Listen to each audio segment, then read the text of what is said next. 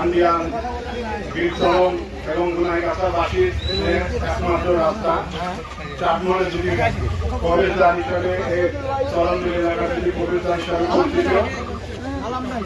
চাটমোহরের মধ্যে চাটমোহরের সবচেয়ে গুরুত্বপূর্ণ রাস্তাটি হল চাটমোহর টু মান্নাননগর। এই রাস্তাটি আমাদের জন্য অত্যন্ত গুরুত্বপূর্ণ রাস্তা। এই রাস্তাটি দীর্ঘদিন যাবৎ আপনারা জানেন বিভিন্নভাবে সরকার তথা প্রশাসনের অবহেলার কারণে, ঠিকাদারের অবহেলার কারণে এই রাস্তাটি একটি খালখন্দে পরিণত হয়েছে। এই রাস্তাটি এখন চাটমোহরের একটি মরণ ফাঁদে পরিণত হয়েছে। এই রাস্তাটি আমরা অতি দ্রুত সংস্কারের জন্য ইতিপূর্বে আমরা বিভিন্ন সময় মানববন্ধন করেছি। আজকে চাটমোহর জাতীয় মোড় থেকে মান্নাননগর পর্যন্ত বিভিন্ন পয়েন্টে আমি প্রায় 4-5টি পয়েন্টে দাঁড়িয়ে এলাকার মানুষের সাথে একত্রতা ঘোষণা করে তাদের সঙ্গে করে নিয়ে এলাকার মানুষের দাবিকে আপনাদের মাঝে জানিয়েছি। আপনারা জানেন যে চাটমোহর টু মান্নাননগর যে রাস্তাটি, এই রাস্তাটি হিমায়তলা, আন্দিয়া, গুনাইগাছা এবং বীরচরণ 4টি ইউনিয়নের চাটমোহরের প্রায় জনগোষ্ঠীর প্রায় অর্ধেক জনগোষ্ঠী এই রাস্তাতে চলাফেরা করে। এই রাস্তাটি দীর্ঘদিন যাবৎ অবহেলিত অবস্থায় পড়ে আছে।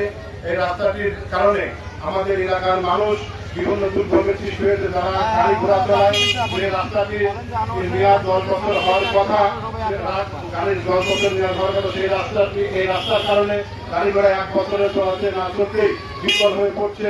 তারপরে এখান থেকে চাটমোহর থেকে এই এলাকা থেকে রুগী যদি আমরা বিভিন্ন চিকিৎসার জন্য যেতে চাই, কোনো প্রেগনেন্সি রুগী নিয়ে যদি আমরা চাটমোহর বা পাবনায় যেতে চাই, তাহলে তাদের ব্যাপক দুর্ভোগের সৃষ্টি হয়। আমাদের কোমলমতি শিক্ষার্থী যারা স্কুলে যায় তাদের পরিষ্কার পরিচ্ছন্ন পোশাক নিয়ে যাওয়ার সময় রাস্তাঘাটে যে কাদামুক্ত হয়, সেই কাদামুক্ত যে জরাজীর্ণ হয়ে যায়। এমন নানানই দুর্ভোগে এই এলাকাবাসী আমরা জর্জরিত।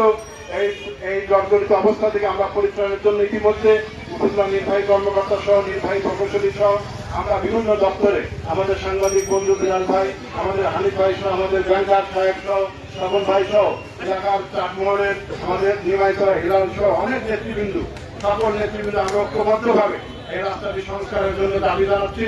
এবং যদি এই রাস্তাটি দ্রুততম সময়ের মধ্যে সংস্কার করা না হয়, আমরা বৃহত্তর থেকে বৃহত্তর আন্দোলন কর্মসূচি গড়ে তুলব ইনশাআল্লাহ। আগামী দিনে বৃহত্তর কর্মসূচির মাধ্যমে আমরা এই রাস্তাটি থেকে আমরা চাই এই রাস্তাটি দ্রুত সংস্কার হোক, সংস্কার হয়ে মানুষের চলাচলের উপযোগী করে দেওয়া হোক।